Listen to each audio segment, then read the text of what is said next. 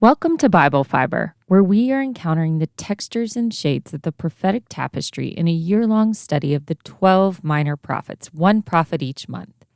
I am Shelley Neese, president of the Jerusalem Connection, a Christian organization devoted to sharing the story of the people of Israel, both ancient and modern.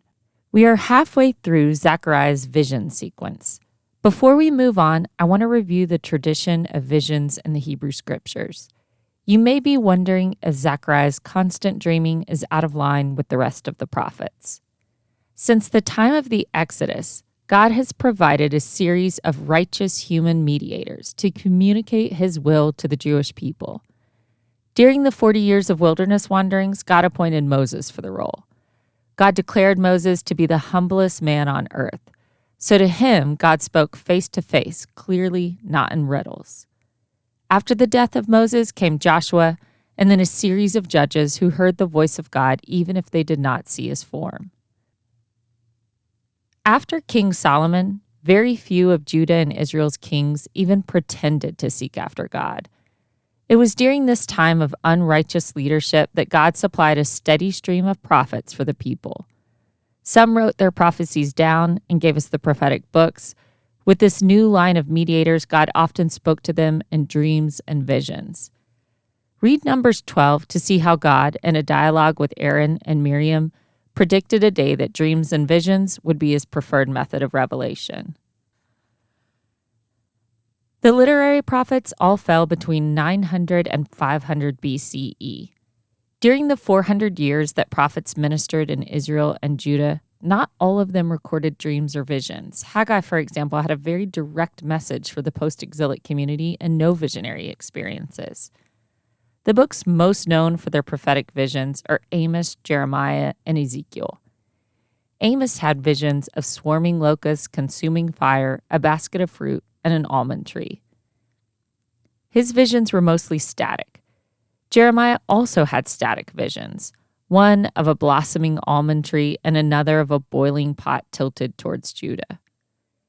Ezekiel was a prolific visionary, and his scenes glitter with detail and movement. Among the most famous of his visions are the Valley of the Dry Bones, God's battle chariot flown by winged beings, and the divine blueprints of the New Jerusalem.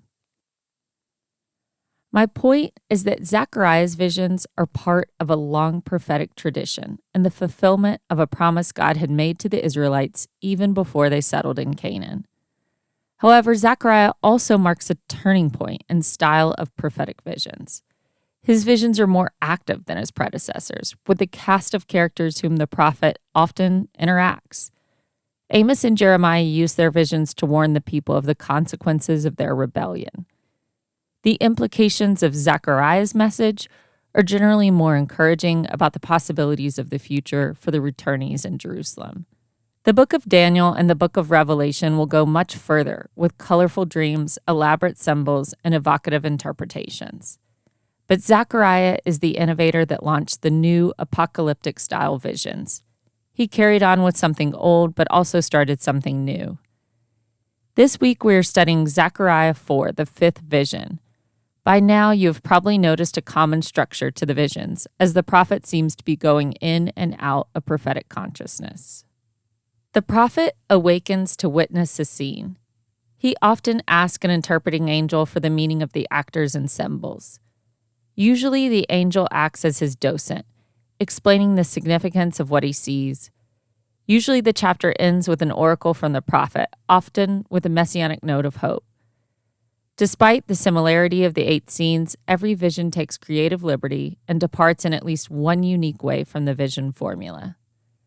In the case of Vision 5, Zechariah asks for the vision's meaning but does not wait for the answer before delivering an oracle. He asks a new question, and then the angel offers the meaning. In Vision 5, Zechariah sees a golden lampstand with a bowl on the top.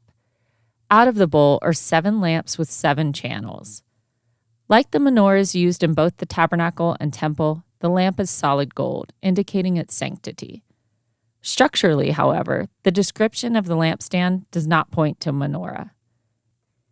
Hebrew scholars differ over the most accurate translation of Zechariah's lampstand.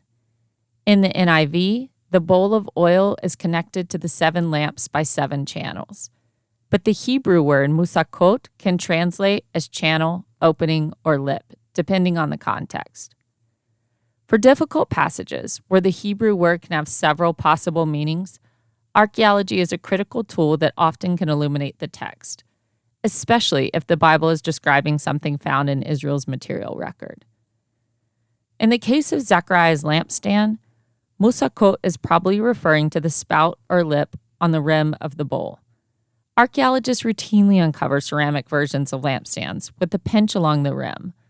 Olive oil was placed inside the bowl, and a piece of material was set along the indentation on the rim to soak the oil and keep a continuous flame. Multiple indentations along the rim of the bowl allow for multiple wicks to provide additional light. On each side of the golden lampstand are olive trees, to the right and left of the lampstand and slightly hovering over it. The trees drip oil from their olive clusters directly in the bowl, and there's no need to nitpick the mechanics of the oil making.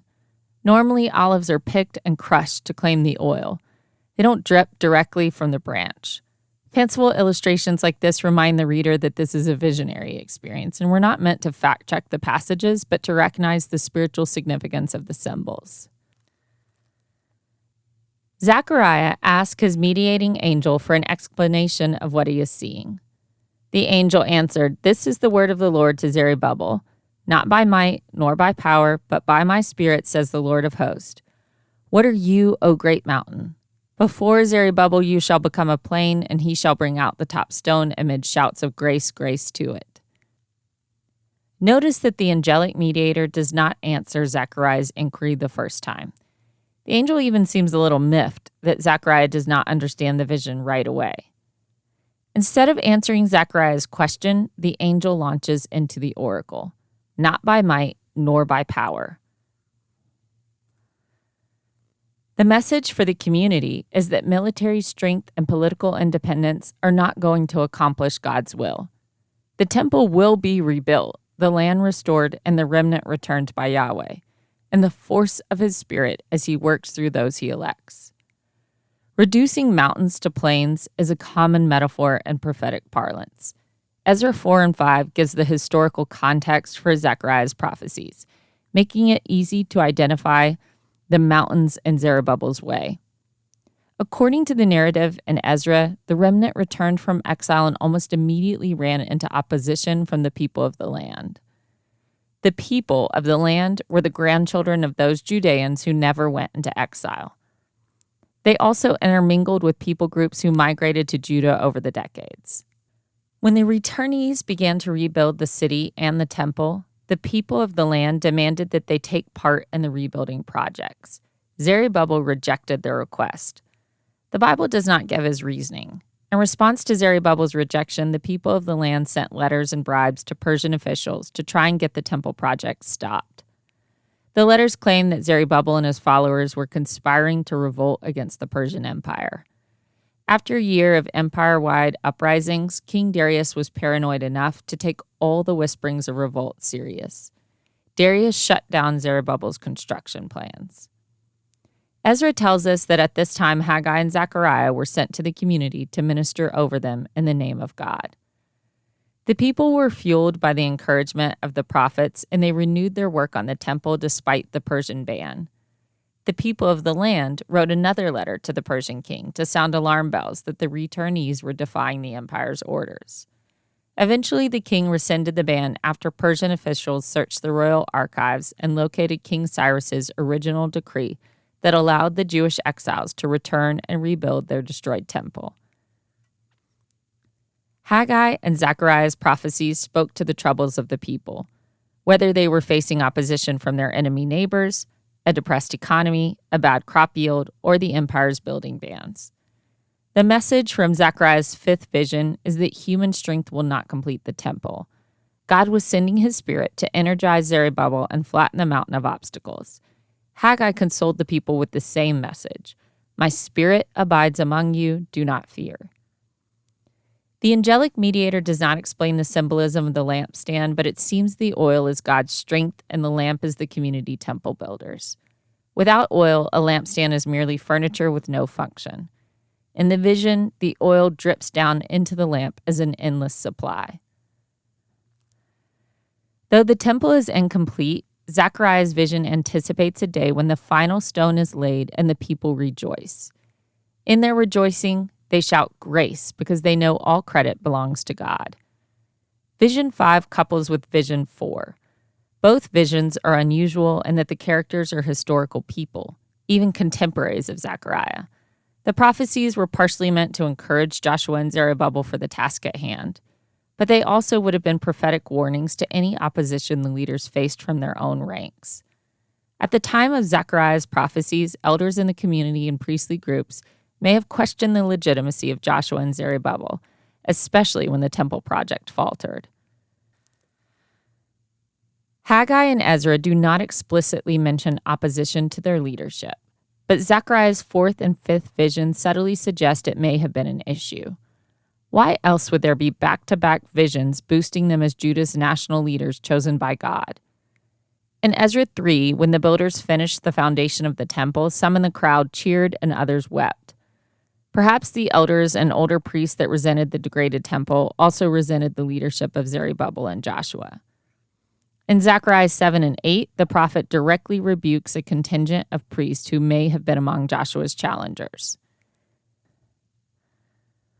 Just as Zechariah's 4th vision laid out the divine selection of Joshua as high priest, the 5th vision endorses Zerubbabel as the one Yahweh chose to start and finish the temple.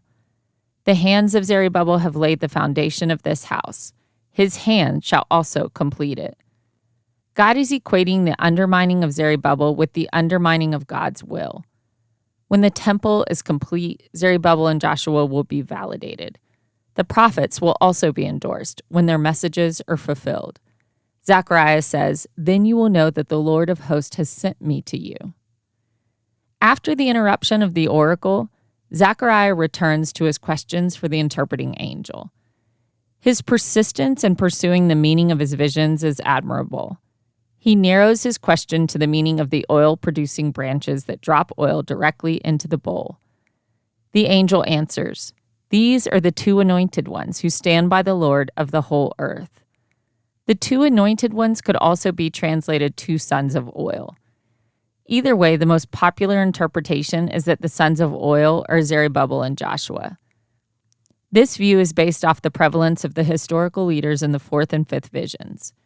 In Judah's history, priests, kings, and prophets were the only ones ritually anointed with oil as part of their initiation. If the lampstand is the second temple, then Yahweh selected Joshua and Zerubbabel to provide the leadership needed to finish the task. In every vision, Zechariah addresses an insecurity of the people. In the first vision, he assures them that the prophetic plan to put Jerusalem at the center of the world order and peace still holds. In the third vision, Zechariah promises Yahweh will be their protection, even without fortifications and a beleaguered population. In the fourth vision, the prophet assures them that the sins of their fathers do not rest on their heads. And in the fifth vision, Zechariah reinforces the divine selection of their national leaders. Even if progress is slow, Joshua and Zerubbabel are the ones appointed for this time. Before the exile, the prophets highlighted the sins and failures of the people and warned Israel and Judah of coming destruction. Mixed in those doom messages were glimmers of messianic hope, promises of restoration, and pleas to return to God and walk in his ways.